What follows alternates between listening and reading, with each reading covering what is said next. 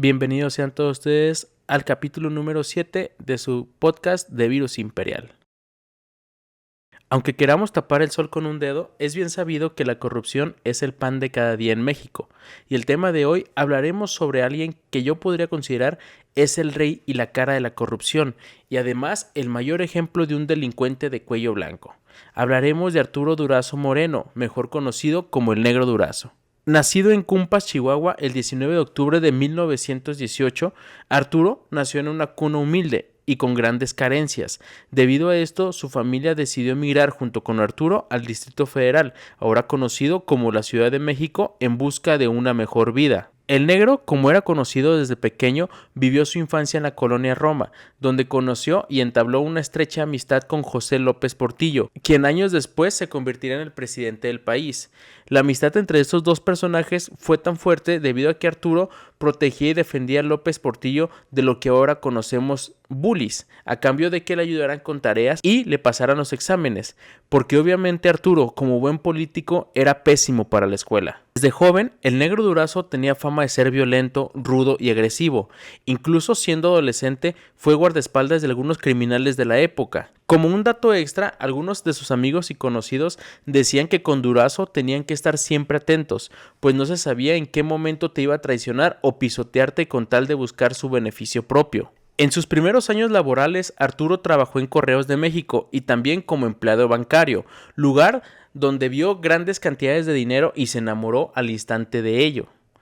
Posteriormente, y gracias a su labia y amistad con López Portillo, empezó a trabajar como agente de tránsito, después en la Dirección General de Seguridad, donde conoció aún a más gente y se relacionó al nivel de ser agente de la Policía Federal. A pesar de trabajar con el gobierno federal, Arturo seguía conociendo y conviviendo con maleantes y traficantes, por lo que el Negro trabajó tanto para políticos como para los chicos malos. Incluso se cuenta que de manera extraoficial que el Negro tuvo contacto con Fidel Castro y Ernesto El Che Guevara, que según lo que se cuenta, golpeó y torturó a estos personajes por órdenes de alguien superior. Como mencioné con anterioridad, no hay registro de que esto haya sucedido, pero el mismo Negro presumía dicha hazaña cada que podía. Años después se acercaba a la mejor oportunidad que podría haber tenido Arturo, la campaña presidencial de su amigo José López Portillo, quien le pidió que fuera parte de su equipo de seguridad a cambio de un jugoso hueso cuando López Portillo ganara. Y fue así como logró ser jefe del Departamento de Policía y Tránsito. En pocas palabras, se convirtió en el jefe de la policía. Ya en el puesto, los niveles de corrupción y atropellos a los derechos humanos escalaron a niveles estratosféricos. Pero tal como pasa en las películas, todo villano necesita su guarida secreta y por supuesto, el Negro Durazo tenía la suya. Es aquí donde aparece la Posada del Sol. La Posada del Sol era un majestuoso hotel que ahora se encuentra abandonado, ubicado en la avenida Niños Héroes número 139, en la colonia Doctores, curiosamente ubicado contra esquina de las oficinas del Poder Judicial de la Ciudad de México. El proyecto original era que la Posada del Sol fuera un lujoso y exclusivo hotel con más de 600 habitaciones, columnas de mármol, esculturas, murales, obras de arte, así como teatro, capilla, biblioteca y una piscina. Sin embargo, el proyecto quedó inconcluso debido a los altos costos y la misteriosa desaparición del dueño del lugar. Situación que aprovechó el Negro Durazo con su nuevo puesto de director de la policía y, según lo que se rumora, utilizó el sótano del edificio para torturar personas, donde casi todos los días llegaban jóvenes pertenecientes a movimientos estudiantiles a finales de los 70, donde eran torturados y desaparecidos, y los pocos que lograban salir eran enviados inmediatamente al manicomio, donde pasaban el resto de su vida, según los relatos de los vecinos del hotel. Aquí, como pueden escuchar, en pocas palabras, el Negro Durazo adaptó un pequeño sótano, bueno, no un pequeño sótano, un gran sótano de un hotel que quedó abandonado, pero vamos a citarles unos ejemplos sobre algunas de las cosas que sucedieron, donde podemos ver tanto la violencia del Negro Durazo y el uso de este sótano. Este ejemplo sobre la sala de tortura fue llamada la masacre del río Tula. Para darles un poco de contexto, el jueves 11 de junio de 1981, en la calle República de Costa Rica, en el centro histórico de la ahora Ciudad de México, estaba un pelotón de la policía saqueando el departamento de la señora Estela. Estela fue avisada por un vecino, por lo que llegó rápidamente y preguntó qué pasaba. Sin dar muchos detalles, le respondieron que venían de la División de Investigación para la Prevención de la Delincuencia y que estaban ahí porque su hijo Armando Magallán, de 26 años, había sido detenido horas antes asaltando una casa en el Estado de México, y que durante el interrogatorio el joven dio la dirección donde vivía, argumentando que en su cuarto guardaba artículos robados. La señora Estela rogó porque le dijeran dónde estaba detenido su hijo, argumentando que él solo era taxista, que no era un criminal, pero no tuvo respuesta. Los oficiales se subieron a 2 camionetas junto con los artículos que supuestamente fueron robados y abandonaron la escena rápidamente. Desde ese día, la señora Estela comenzó con la búsqueda de su hijo. Primeramente asistió a todos los centros de detención de la ciudad, pero no encontró absolutamente nada, ni siquiera algún registro del paradero de su hijo. Después pagó por un desplegado en el periódico durante 8 días, donde mostraba la foto de su hijo y solicitaba cualquier información sobre su paradero. Pero fue hasta el 3 de junio de ese mismo año que Estela recibió una llamada anónima que le dijo textualmente: "Ya deje de chingar con lo de Armando, el muchacho pronto va a regresar", y colgaron la llamada.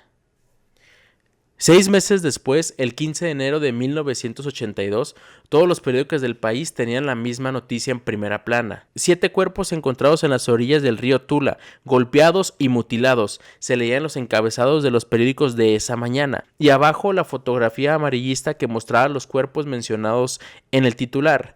Rápidamente, Estela identificó uno de los cuerpos que se veían en la foto y aseguró que era el de su hijo Armando. Para todo esto, durante los siguientes 5 días flotaron más cuerpos.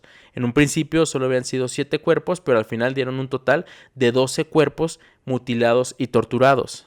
Pero rápidamente la policía dio carpetazo, igual a como sucede en tiempos modernos, y no se tocó el tema durante años. Fue hasta el año de 1985, o sea, 3 años después, cuando la señora Estela se enteró que los cuerpos encontrados en el río de Tula eran originarios de Colombia y pertenecían a una supuesta banda de asaltantes a los cuales su hijo Armando les apoyaba como chofer con su taxi. Según los relatos, estos delincuentes fueron detenidos uno por uno y recluidos en el Paseo del Sol, casa de seguridades, oficinas de la policía y psiquiátricos, donde fueron cruelmente torturados para que confesaran dónde estaba un supuesto botín de aproximadamente 120 millones de pesos. Debido a las torturas, los criminales confesaron dónde estaba el dinero. Fueron ejecutados por una división secreta de la policía, un grupo llamado el Grupo Jaguar, bajo el mando del general Francisco Sagún Vaca, titular de la Dirección de Investigaciones para la Prevención de la Delincuencia, que por cierto, dicho personaje estaba bajo el mando del Negro Durazo y además era primo de Martita Sagún, esposa del expresidente Vicente Fox. Esta pequeña introducción que les acabamos de dar es para que vean cómo el Negro Durazo usaba la tortura para su beneficio, porque esos 120 millones de pesos que regresaron los criminales en ningún momento se supo su paradero, solo se entregó a las autoridades, pero no se dijo qué sucedió con él. Ahora vamos a contar un poquito sobre el cómo fueron las primeras riquezas, más bien el cómo utilizó sus primeras riquezas el Negro Durazo. Durazo, en sus primeros años y con la riqueza y corrupción que acaparó en los mismos, decidió que quería construir una mansión en la carretera México-Cuernavaca, en el Ajusco, donde gracias a la corrupción y sus amistades se hizo dueño a la mala de 10,000 metros cuadrados de terreno para la llamada Casa de Tlalpan o el Partenón del Ajusco.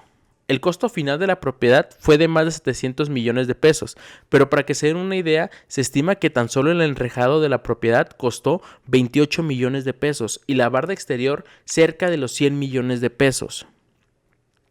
La construcción contaba con caballeriza, galgódromo, ruedo, canchas de tenis, instalaciones de tiro y grandes lagos artificiales. Aún sabidos todos estos lujos, la esposa de Durazo quería que la mansión estuviera lista en tan solo 8 meses, cosa que era muy complicado debido a la magnitud de la obra.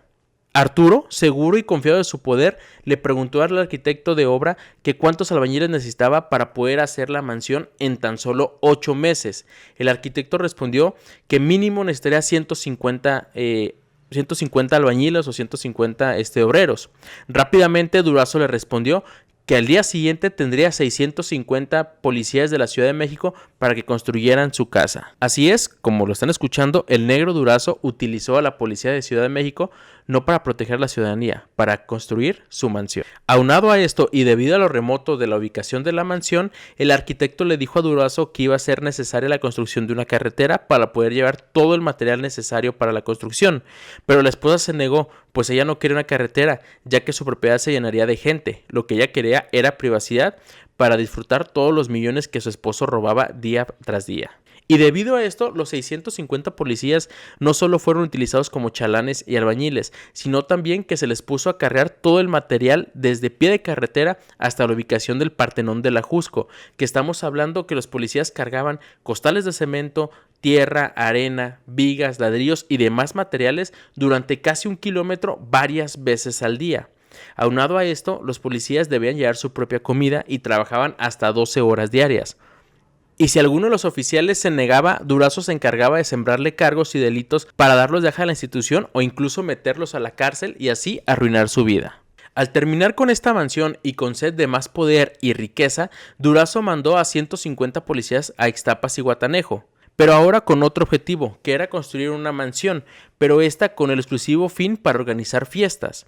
Este edificio, que fue conocido como el Partenón de Zihuatanejo o el Partenón de Negro Durazo, fue evaluado en su momento con un costo de $300 millones. Obviamente fueron financiados con fondos públicos y fue diseñado con un estilo ateniense. Literalmente, es una emulación de la Acrópolis griega instalado en un cerro de Ixtapas y Guatanejo, pero obvio, con más lujos.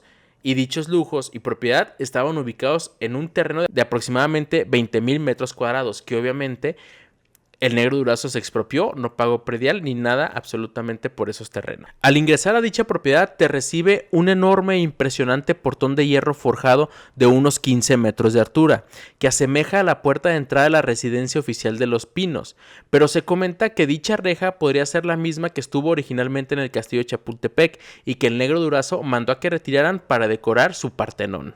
Además, en el Partenón había 12 elevadores, 57 columnas de más de 15 metros de alto, alberca panorámica con vista a la bahía de Ixtapa, una barra o cantina cerca de dicha alberca, un estudio y 4 amplios cuartos con espejos en techos y paredes para poder disfrutar de todos los ángulos las fiestas y orgías que se llevan a cabo dentro de las habitaciones. Y las habitaciones estaban decoradas con muebles de maderas finas y camas colgantes, estatuas, murales griegos, mesas gigantes de mármol verde, un sótano con una cava de vinos exclusivos y una discoteca inspirada en el Estudio 54, que fue una famosa discoteca de Nueva York.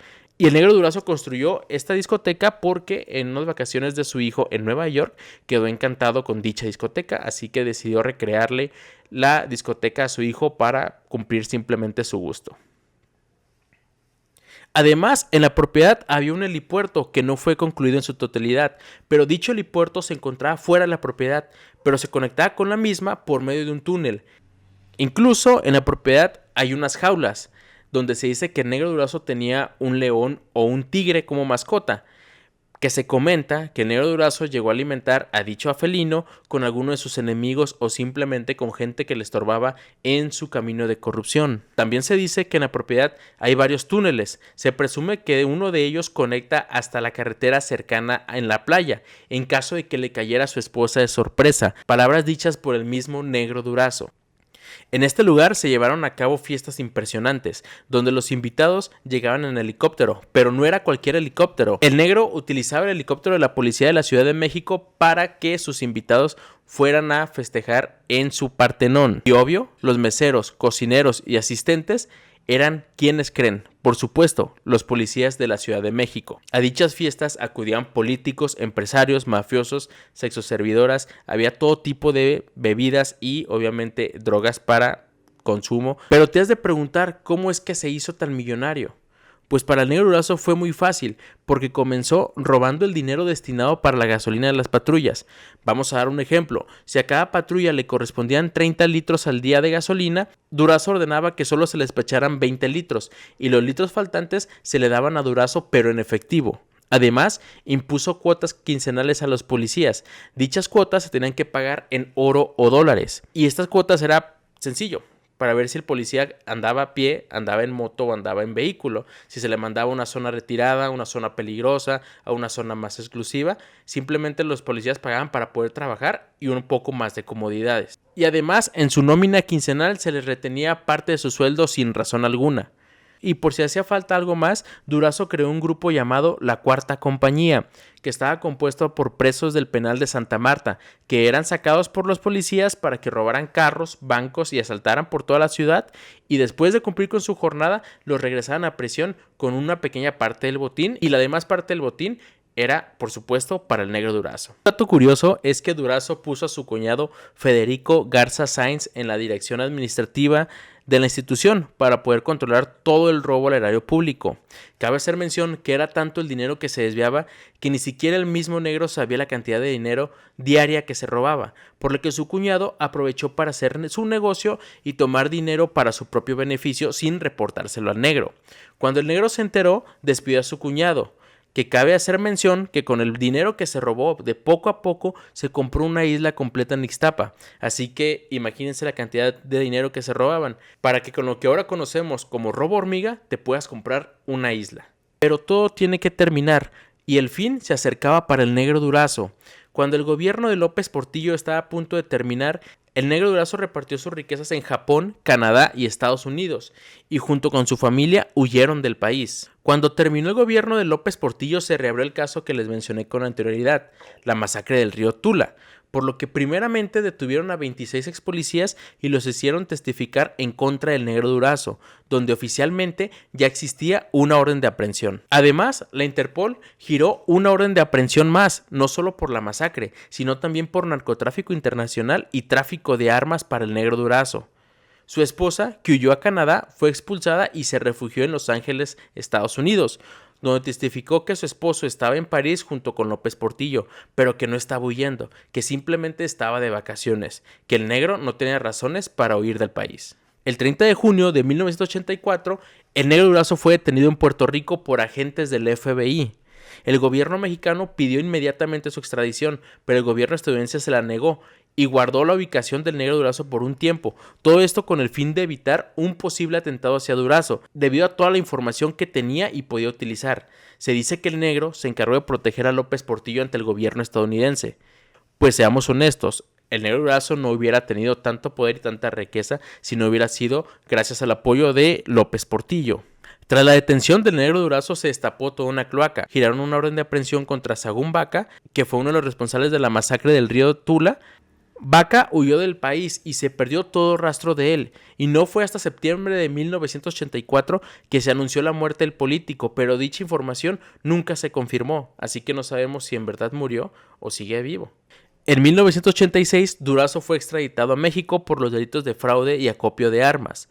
Durazo fue sentenciado en 1989 a 12 años de cárcel y el pago de 111.960.000 pesos por multas, cosa que es una burla debido a que esa cantidad no se aproxima en lo mínimo a la riqueza del negro Durazo, que podremos comparar o darnos una idea de su riqueza con el costo del valor de sus propiedades, que como les comenté, una de ellas estaba valuada en $30 millones y la otra estaba valuada en 700 millones de pesos. Durazo salió de prisión después de 8 años debido a cuestiones de salud y buen comportamiento. Quiero que se den una idea debido a todo este robo, todo este descaro, todas estas masacres, torturas, desfalco a la nación. Solo fue acreedor a 8 años de prisión y el negro Durazo falleció el 6 de agosto del 2000 a una edad de 74 años debido al cáncer colorectal. Bien, hasta aquí el podcast del día de hoy. Déjenme sus comentarios. No sé si ya conocían la historia del negro Durazo o alguna de sus propiedades. Si ustedes conocen algún dato que yo no mencioné, háganmelo saber. Déjenmelo aquí en los comentarios. O si me equivoqué en algún dato o en algún comentario, también háganmelo saber.